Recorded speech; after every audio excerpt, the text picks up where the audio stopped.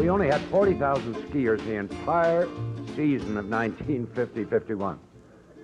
And yet, believe it or not, those 41,000 skiers made some pretty huge bumps on some of our steeper slopes. I hated that. I couldn't ski them. I was a damn good skier, if I do say so myself, but I could not ski bumps. I didn't know what to do about it, except that Winter Park was blessed, of all things, with T-bars. And a sort of light bulb, a very faint one, went on in my noodle. Steve was a good skier. He was an old Dartmouth racer, but he hated moguls. He hated skiing moguls. And they'd get out there and they'd shovel the moguls and boot pack them, and he says, there's got to be a better way, you know. So he was driving around and he saw these planers, you know, these motor graders. He sees a scraper and came up with the idea, well, I ought to be able to do something like that, you know. And that's where he came up with the concept.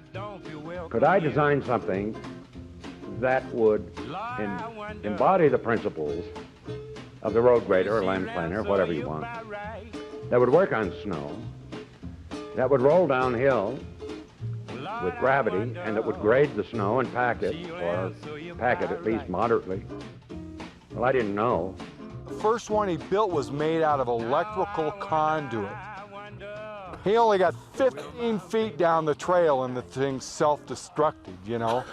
And so he just kept going from there, you know, and he finally developed it into this.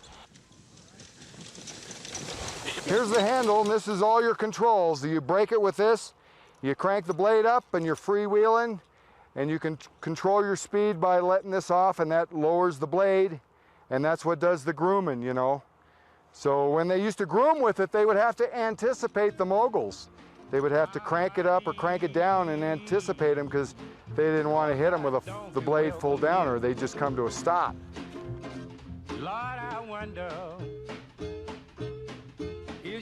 We used to groom the Meteor T-bar line, which is now Retta's Run, and we used to fight over who got to run the grader. And we'd make, anywhere up to 4 or 5 passes a day, you know, and groom the ruts out of it.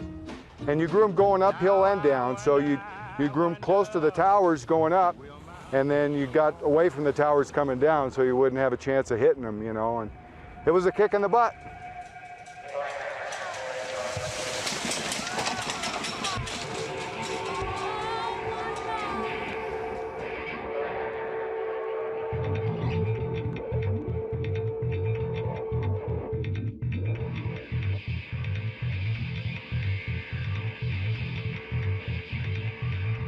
It took us probably 30 to 45 seconds to make a run from Sunspot to Snow Oasis. You know, it was a pretty fast run. All the lift crews loved it. The guys, you know, they'd sit there and watch us. You would come down to the bottom here. You get to the bottom of the lift, and you're going 9-0, and you're going, is this thing gonna stop?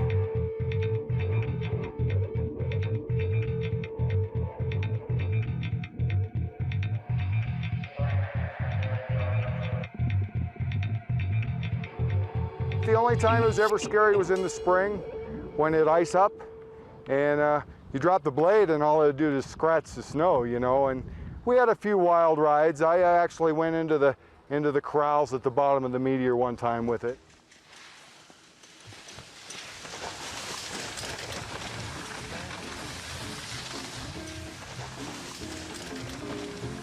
I've been operating the Snowcat for 22 years now.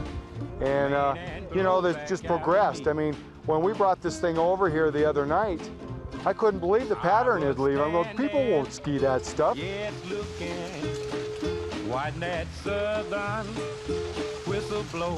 There's been a transition from rollers that we used to pull, you know, that in the spring would just leave globs of snow, to compactor bars after them, you know, which in the spring when they got hard, they just scratched the ice, you know. And now we have these tillers, and I mean, they just, you don't even have to look behind you. I mean, they just iron it all out, grind it up and iron it out, you know, and it's grooming is so easy today, you know, compared to what it was years ago.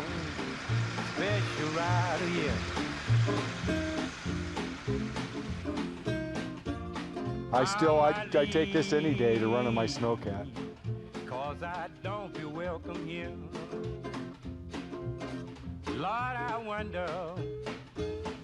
One day, driving to and from Denver or somewhere, I noticed a thing we call road graders. And a sort of light bulb, a very faint one, went on in my noodle. And I thought, now wait a minute, a road grader. Something solid in front, something solid in the rear, wheels in this case. And right dead center was a blade. So the wheels went up and down. The blade more or less stayed on an even keel all the way through, and that's why a road grader works. Yes, that's all right, any way you do. Well, now that's all right, any way you do. Trains helped pave the way into Grand County and formed much of our community history. The Pioneer Museum in Hot Sulphur Springs is full of rich historical facts and worth the trip.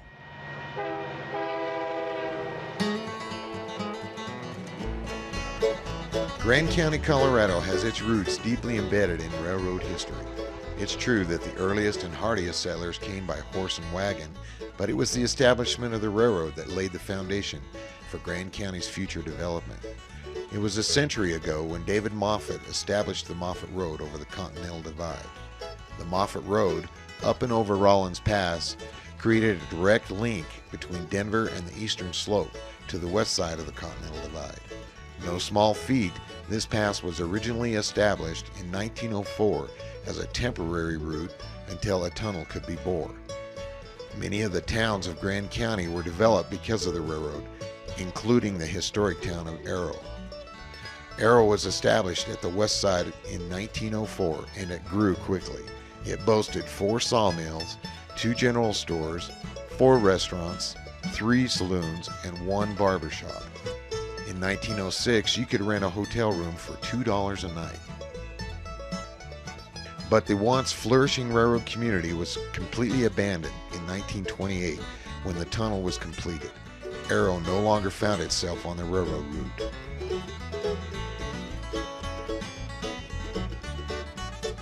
In winters, travel on the Moffett Road over the divide was extremely harsh. The route lost an average of 50 days each winter due to heavy snowfall and numerous avalanches. Train accidents on the hill were frequent. Specialty rotary plows were used to clear the tracks in the winter, but oftentimes the plows themselves would become stuck. Snowdrifts of 20 to 30 feet high were common. The 1-mile-long snow shed at the top, called Corona Station, had an inside height of 22 feet. But it was not a pleasant place.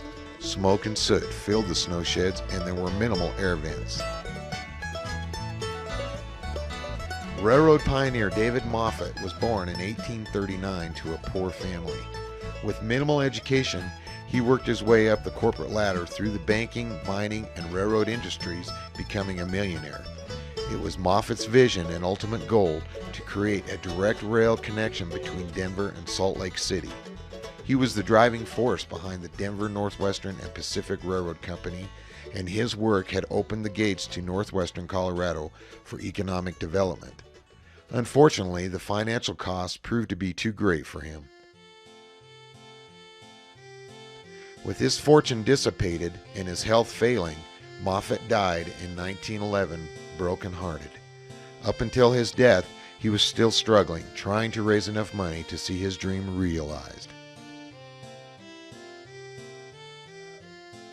In 1919, the mayors of the towns west of the divide decided to band together to pursue a tunnel through the divide. And in April 1922, the Colorado legislature established the Moffett Tunnel Improvement District. By June 1923, the district had sold $6,720,000 in bonds, and tunnel construction began later that year. Construction camps were established at both the east and west portals, complete with schools, hospitals, housing, and recreation facilities. At one time, more than 300 men were employed at the east end and 500 at the west. Tunnel construction was plagued with challenges. Geologists believed that the western slope contained a solid core covered by glacial drift. Instead, workers discovered shattered, fractured ground. They thought this condition would not last long, but it did for nearly 3.5 miles. Water seeping between the seams made the whole mass unstable. At one point on the eastern side, a mountain lake poured 1,800 gallons per minute into the Pioneer bore. In February 1926, severe flooding required the installation of huge centrifugal pumps to push the water out. And in July, without warning, 125 tons of rock fell from the roof of the tunnel, killing 6 men. The Pioneer Tunnel was holed through February 12, 1927. The railroad tunnel was holed through July 7, 1927. The first freight train passed through on February 26, 1928.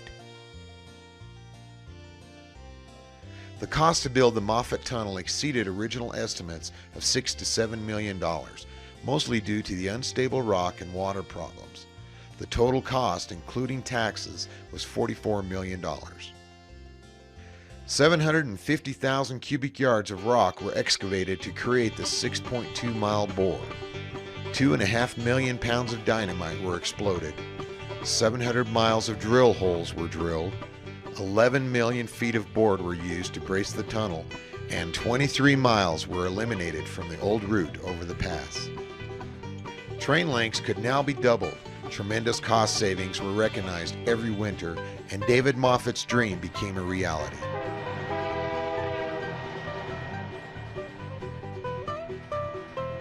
Today, the trains continue to run through Moffett's Tunnel. Denver Western, Rio Grande, and Amtrak use it daily. The ski train has been bringing skiers to Grand County for over 50 years. Winter Park is one of the few ski resorts in America serviced by rail.